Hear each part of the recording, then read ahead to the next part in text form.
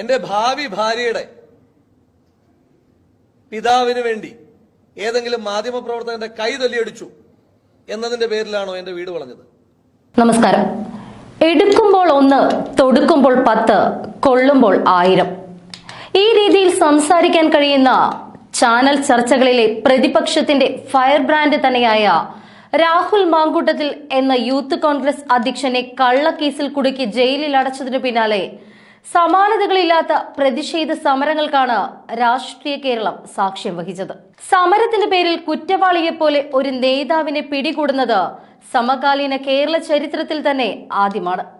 Youth കോൺഗ്രസിന്റെ secretariat മാർച്ചിനിടയിലുണ്ടായ ആക്രമണവുമായി ബന്ധപ്പെട്ടാണ് രാഹുൽ മാങ്കൂട്ടത്തിലിനെ തീവ്രവാദ കേസിലെ പ്രതികളെ പിടിക്കുന്ന വ്യഗ്രതയോടെ അർദ്ധരാത്രി വീട് വളഞ്ഞ് അമ്മയുടെ മുന്നിലിട്ട് അതിരാവിലെ തന്നെ അറസ്റ്റ് ചെയ്യുന്നതും ജാമ്യം കിട്ടാത്ത വകുപ്പുകൾ ചുമത്തി ജയിലിൽ അടയ്ക്കുന്നതും. രാഹുൽ എന്ന നാക്കിൽ തീപ്പന്തം നിറച്ച ഉരുളയ്ക്കുപ്പേരി പോലെ മറുപടി പറഞ്ഞ് ചർച്ചകളിൽ CPM നേതാക്കളെ എളിഭ്യരാക്കുന്ന ആ യുവ നേതാവിനെ മുഖ്യമന്ത്രി പിണറായി വിജയൻ അടക്കമുള്ളവർ അത്രമേൽ പേടിക്കുന്നു എന്ന് വ്യക്തമാക്കുന്നതാണ് ഈ സംഭവം.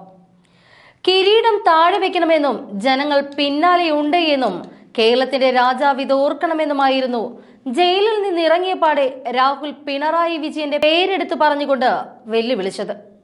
മുഖ്യമന്ത്രിയുടെ മരുമകൻ മുഹമ്മദ് റിയാസിനെ പണ്ട് പോലീസ് അറസ്റ്റ് ചെയ്ത സംഭവം കൂടി ചൂണ്ടിക്കാട്ടിക്കൊണ്ടായിരുന്നു ജയിൽ മോചിതനായ രാഹുൽ തന്റെ അറസ്റ്റിനെ കുറിച്ച് മാധ്യമങ്ങളോട് പ്രതികരിച്ചത്.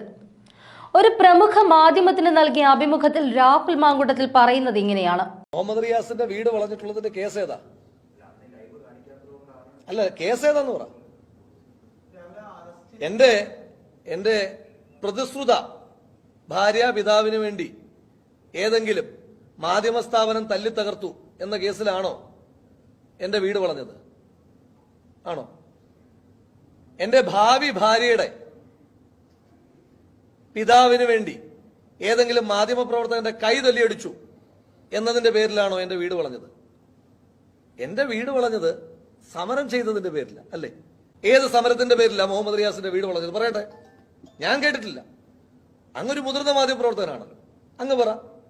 അങ്ങനെ ഏതെങ്കിലും ഒരു സമരം ചെയ്തതിന്റെ പേരിൽ മുഹമ്മദ് റിയാസിനെ അങ്ങനെ അറസ്റ്റ് ചെയ്തുകൊണ്ട് പോകുന്ന ഒരു വാർത്ത അങ്ങയുടെ മാധ്യമ സ്ഥാപനത്തിൽ പ്രസിദ്ധീകരിച്ചിട്ടുണ്ടോ?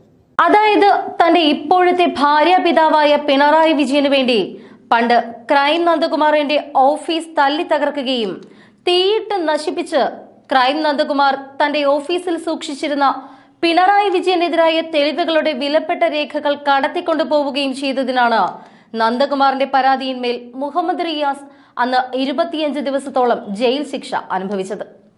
എന്നാൽ താൻ അങ്ങനെയൊന്നും ചെയ്തിട്ടില്ലല്ലോ എന്നും സമരം ചെയ്തതിനല്ലേ തന്നെ അറസ്റ്റ് ചെയ്ത് വേട്ടയാടിയത് എന്നും രാഹുൽ മാങ്കൂട്ടത്തിൽ ചോദിച്ചു. എന്തായാലും ജയിൽ മോചിതനായ രാഹുൽ കൂടുതൽ കരുത്തനായി തന്നെയാണ് തിരിച്ചെത്തിയിരിക്കുന്നത് എന്ന് വ്യക്തം. ഇപ്പോൾ കേരളം ഏറ്റവും ശ്രദ്ധിക്കുന്ന യുവ നേതാക്കളിൽ ഒരാളായി മാറി രാഹുൽ. പക്ഷെ അദ്ദേഹത്തെ മൂക്കാതെ പഴുത്ത നേതാവ് എന്നൊക്കെ പറഞ്ഞ് വ്യക്തിഹത്യ ചെയ്യുകയാണ് CPMന്റെ ഇപ്പോഴത്തെ അജണ്ട. പക്ഷെ ഗ്രാസ് റൂട്ട് വർക്ക് ചെയ്ത് പടിപടിയായി ഉയർന്നു വന്ന നേതാവാണ് രാഹുൽ. ഇന്നലത്തെ മഴയിൽ കുളിർത്ത ഒരു കൂണല്ല ഈ charismatic youth leader. Rahul Mamkootathil എന്ന യുവ നേതാവിനെ കേരളം മുഴുവൻ ഫാൻസിനെ ഉണ്ടാക്കി തീർത്തത് ചാനൽ ചർച്ചകൾ തന്നെയാണ്. കടിച്ചു കീറുന്ന സ്വഭാവത്തിൽ പ്രതികരിക്കുന്ന CPM നേതാക്കളെ നിറപുഞ്ചിരിയോടെ നേരിട്ട് കുറുക്കിക്കൊള്ളുന്ന അടി മർമ്മത്തിൽ തന്നെ കൊടുക്കുന്ന ഈ യുവാവിനെ വളരെ പെട്ടെന്ന് തന്നെ കോൺഗ്രസ് പ്രവർത്തകർ ഏറ്റെടുത്തു.